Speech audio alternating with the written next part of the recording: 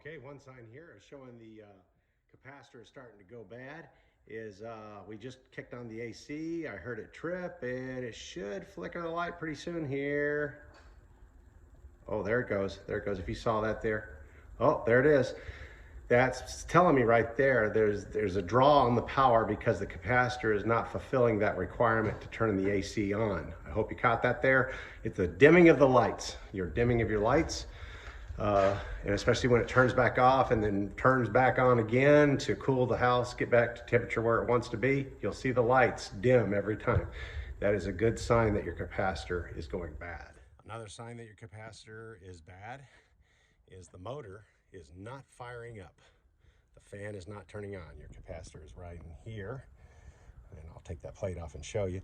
And your motor won't turn on. Now, there's another sign that your capacitor is in the intermittent stages of failing, and you could turn the unit on and probably 5 minutes later it kicks on. So you're going, oh, everything's good. Well, it's not, because it should fire up immediately once you turn it on. Okay, there should be no delay unless you're turning it off and then turning it right back on within a minute. Then there's going to be a little bit of delay because of the circuit board. But if you're turning it from a fresh start for the day, then it should fire right up. And like right now, this is a real bad sign that the capacitor in there is completely gone. Okay, like I said, to get the cover off here is real easy. Typically it's 2 bolts or 3. This one has 3. One of them's missing, so I don't know what's going on here. But anyway, I'll take out the 2 that are here, and I'm using an 8mm. Some say quarter. It just depends. You're gonna have to look around and see, you know, what's gonna do what's gonna work. So you just have to try it out. But these are real easy. I'm doing this one-handed and filming at the same time, so it's not that hard to get in there.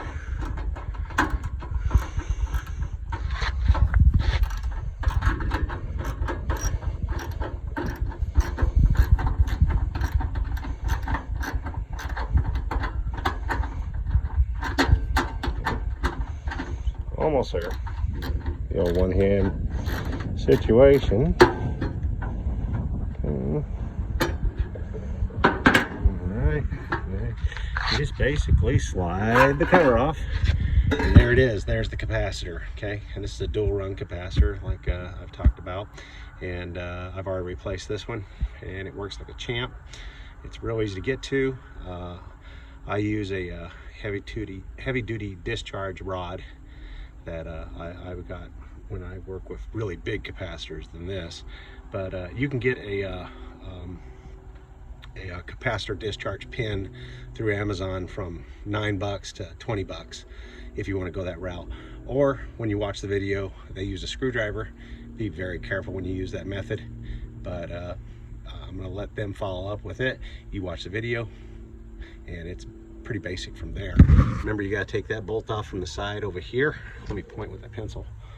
There's a bolt right there. That's the only thing that holds the strap here. Make sure you don't lose the strap, and that will hold your capacitor in, and that's pretty much it. You put one in, you know, fire up your power back in. Once you put your lid back on, fire your power back up, and you're good to go. So make sure you watch the video, and good luck and God bless.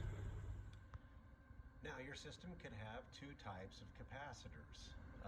You could have a start and run capacitor, which is 2 in the unit.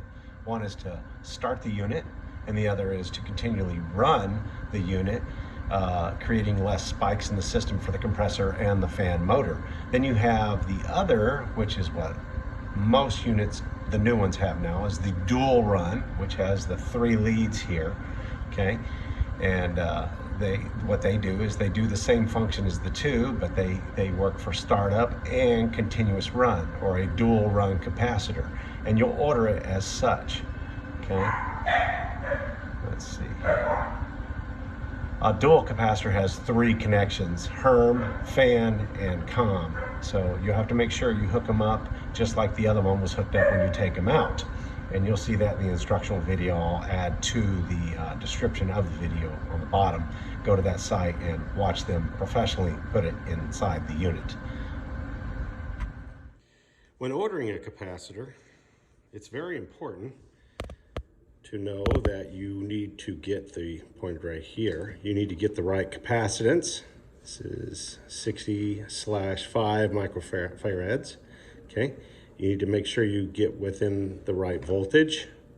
Okay. And to make sure you get in the right frequency right here, frequency. So capacitance, voltage, and frequency, those are the primary factors that you need to make sure that you cover when you buy. So when I replaced this old one here, and this thing's been around since 2007, so it's pretty doggone old. It lasted a long time. And that I replaced it with one with 60/5 microfarads, 370/440, so it meets the 370 range. Okay. It's a round dual capacitor, so you need to know what kind too, if it's going to be a start or a run or a dual capacitor, which does both. I had to get the dual capacitor, so you got to make sure you got to get a dual capacitor also, or a start or run, and make sure it specifies what it is. Okay. And your frequency, let's see, it is not on the box here, but it came on the can when it came.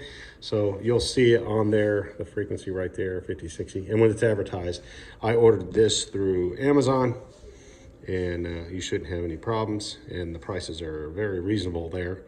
Just be selective and read the reviews on each one to make sure it's the right one for you, and will meet your needs. Okay, that's about it. Watch the video. Good luck. God bless. Works for me.